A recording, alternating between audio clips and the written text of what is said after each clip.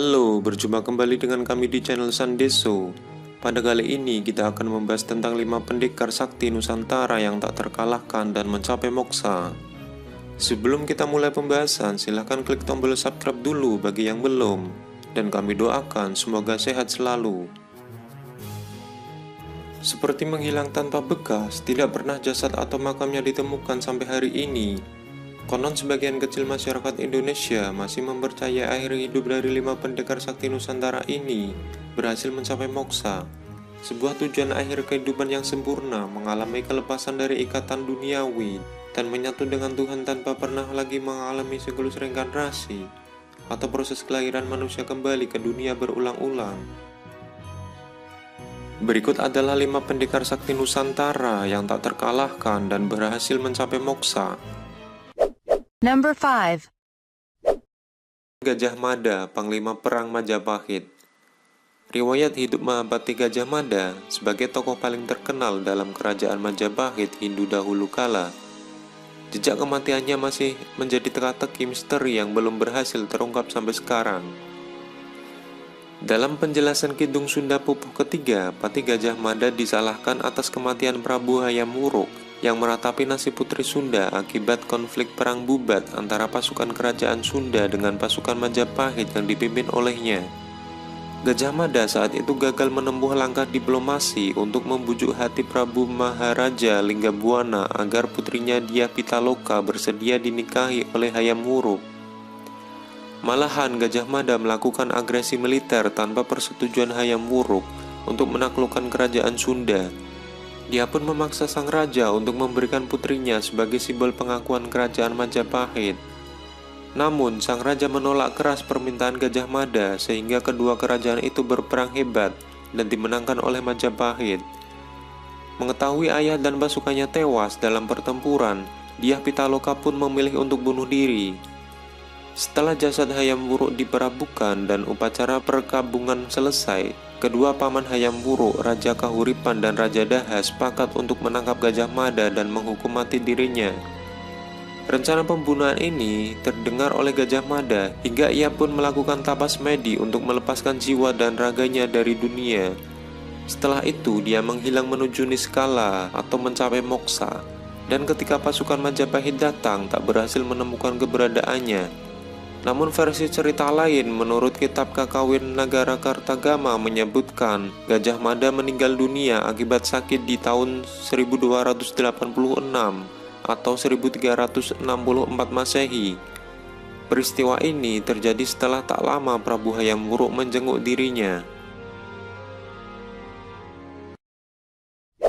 Number 4. Semar atau Sabdo Palonoyo Genggong, Kyai Lurah Semar Badranaya. Tokoh terkenal Nusantara Semar yang dikenal sebagai Kyai Lurah Semar Badranaya atau mendapat julukan Sabdo Palonoyo Genggong, salah satu tokoh Panakawan dalam pewayangan Jawa dan Sunda, diyakini juga raganya menghilang secara moksa. Setelah ia merasa kecewa berat karena Prabu Brawijaya V memutuskan untuk menjadi seorang mu'alaf. Kedekatan Semar dengan Prabu Brawijaya V diceritakan dalam kitab Jayabaya. Ia sering dijadikan penasehat raja-raja yang berkuasa di tanah Jawa, dan konon sebagai pengasuh para kesatria Mahabharata dan Ramayana. Tapi sosok Semar memang tidak ditemukan dalam naskah asli kedua Wiracarita tersebut, hanya terdapat pada kisah-kisah Bujangga Jawa. Number 3. Prabu Siliwangi atau Sri Baduga Maharaja.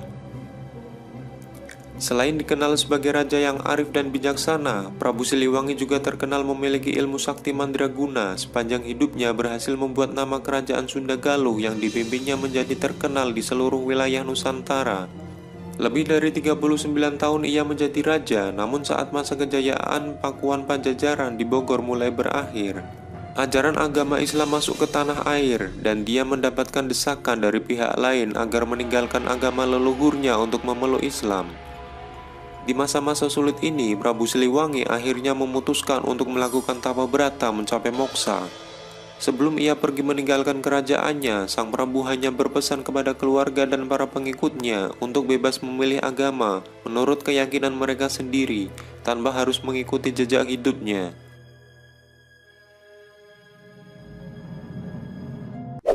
Number 2. Prabu Brawijaya V, raja terakhir kerajaan Majapahit. Nasib tragis yang dialami Prabu Brawijaya V tak jauh berbeda dengan Prabu Siliwangi. Setelah runtuhnya kerajaan Majapahit akibat konflik internal keluarga kerajaan serta tumbuhnya kerajaan Islam di tanah air Nusantara. Saat itu Majapahit kalah berperang dengan kerajaan Kediri, dan sebelum istana kerajaan dihancurkan oleh pasukan lawan, Prabu Brawijaya V sempat melarikan diri dan memutuskan untuk mengakhiri hidupnya dengan jalan bertapa moksa. Namun versi lain mengisahkan bahwa Prabu Brawijaya V adalah pemeluk agama Buddha. Di akhir hidupnya sebagai raja, Prabu Brawijaya meminta kepada Sunan Kalijaga yang merupakan cucunya sendiri agar mau mengislamkannya. Setelah menjadi mu'alaf, ia pun melanjutkan tapa berata tingkat akhir, mengasingkan dirinya di dalam goa Gunung Lawu, dan dikabarkan ia berhasil mencapai moksa karena jasad dan kuburannya tak pernah ditemukan.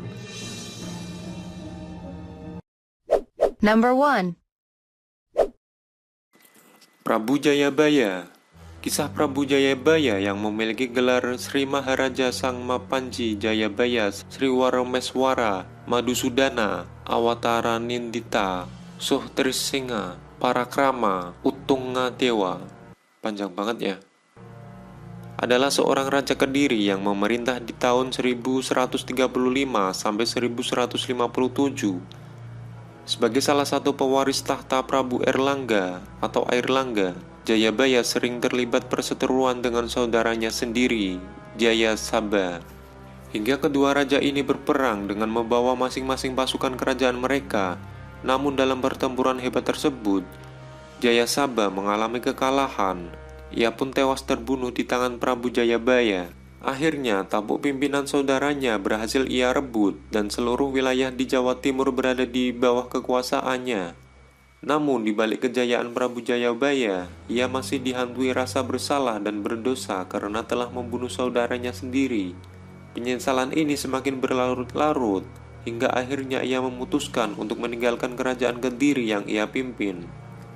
Setelah itu, ia melakukan tapa keras jana yoga selama bertahun-tahun di sebuah tempat rahasia yang berada di desa Menang Kediri untuk mencapai moksa.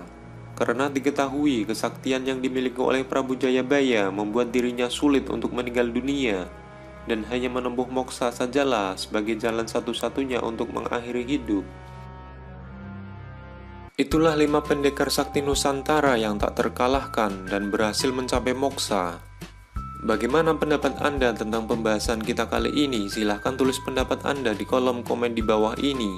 Dan jika Anda suka dengan pembahasan video kali ini, silahkan like, share, dan subscribe. Terima kasih.